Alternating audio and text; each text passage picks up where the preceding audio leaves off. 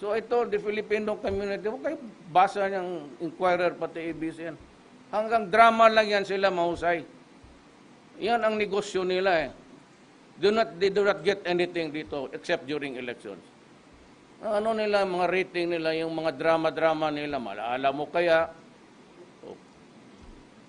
utang ina mo, nakalimutan ko na kita, bakit alalahanin pa kita? Do not, God damn it.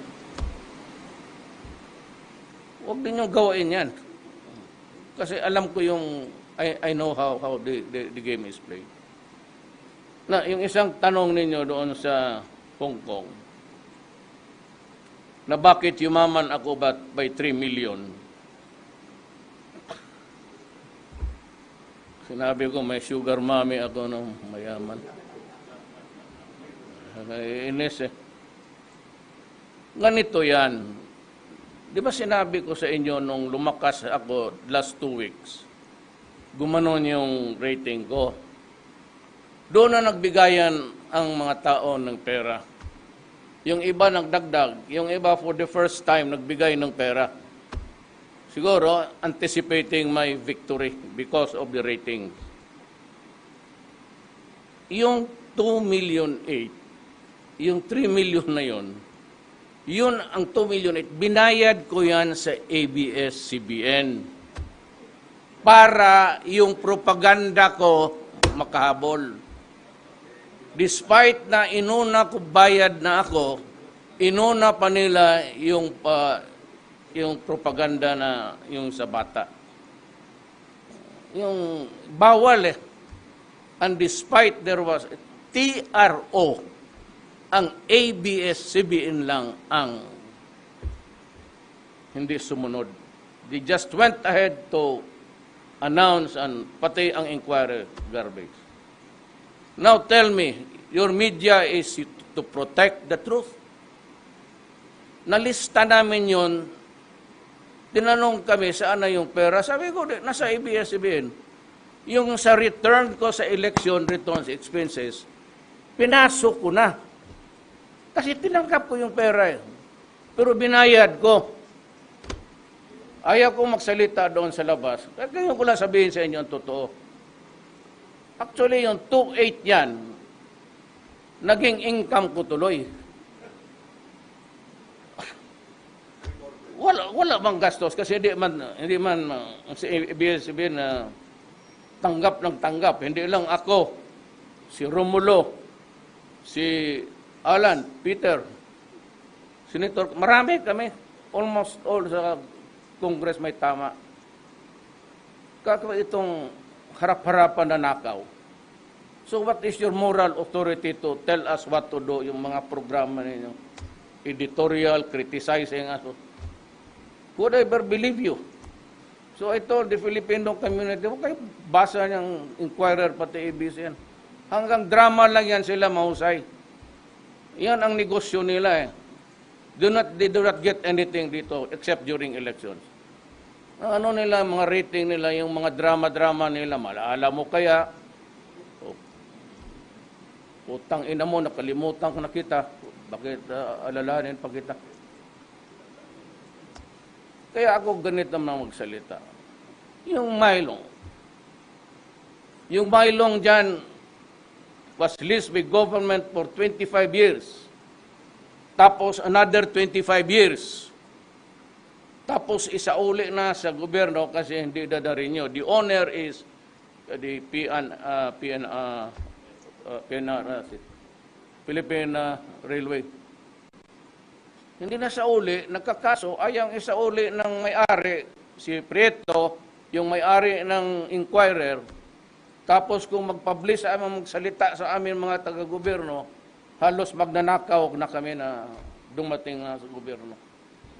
Kayo, ngayon, ang Court of Appeals, nag-issue na naman ng TRO, anak ka nang. You better, twice dumating na yan sa Supreme Court. The Supreme Court, the highest court of the land, said it belongs to the government. It is really a property of government. Hindi lang talaga, kasi from Marcos to Aquino. Si Marcos binigay kay Rufino, yung may-ari ng mga sinihan sa Manila. Then, itong si Rufino, asawa doon kay Prieto, tapos Romualdez. So, Cory na naman, tapos Marcos to Cory. Hanggang ngayon, ang income ng mga establishments yan, ang nagkukubra, si Prieto, may-ari ng Donut. Do not steal the property of government. Kala ninyo kayo lang ang marunong. Putang ina ninyo, pati kayo magnanakaw. So do not tell us what to do. Kasi kayo naghahanap lang kayo ng butas sa inyo. That is corruption of the highest order. Isauli ninyo yung property. Otherwise, I would tell the Filipino people, go there and occupy your property. Ayaw ninyo ibigay? With the Supreme Court ruling, sabihin ko, inyo, mamili kayo ng tindahan dyan. You choose. Either you return it the normal way, we follow the law, restore the ownership of government to this particular real estate property.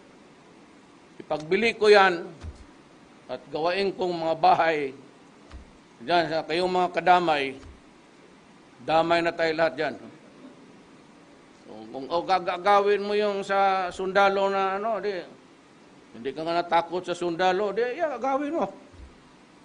And I do not say anything illegal. It's property of the government, but here comes this TRO sa Court of Appeals. Please,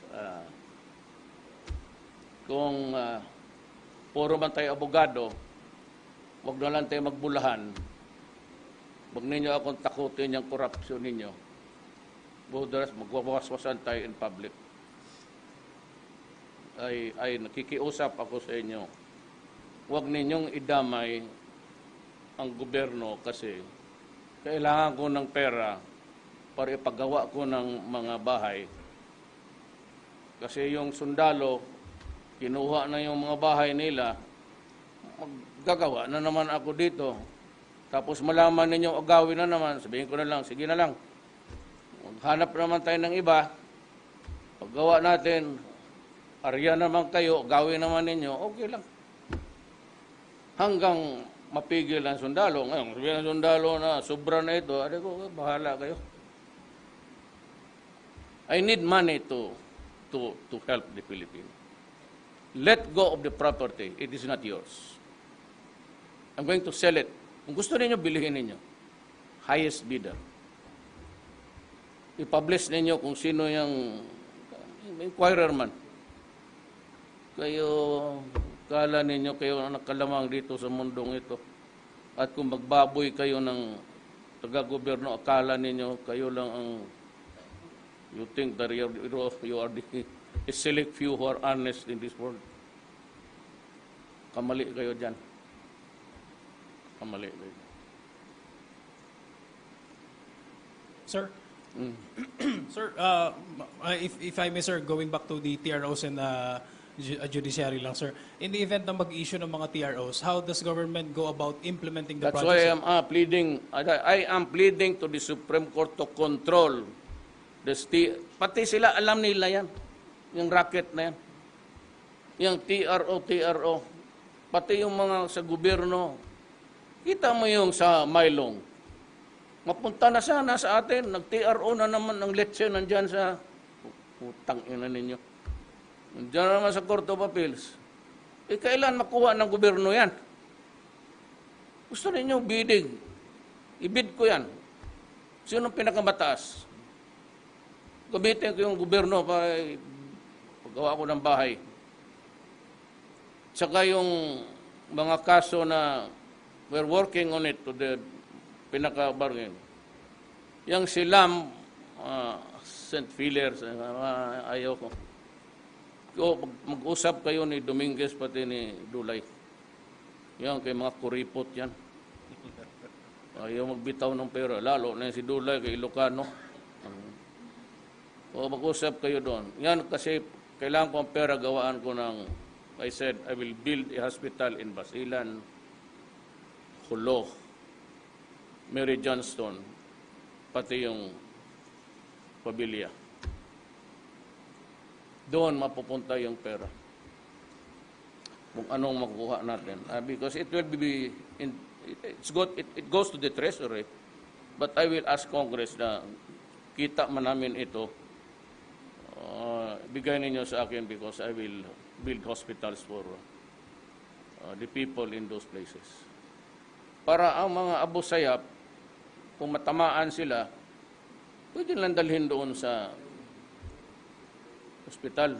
Sabi ko ng mga sundalo, kung may tama na yan, putol na yung paa, huwag na lang.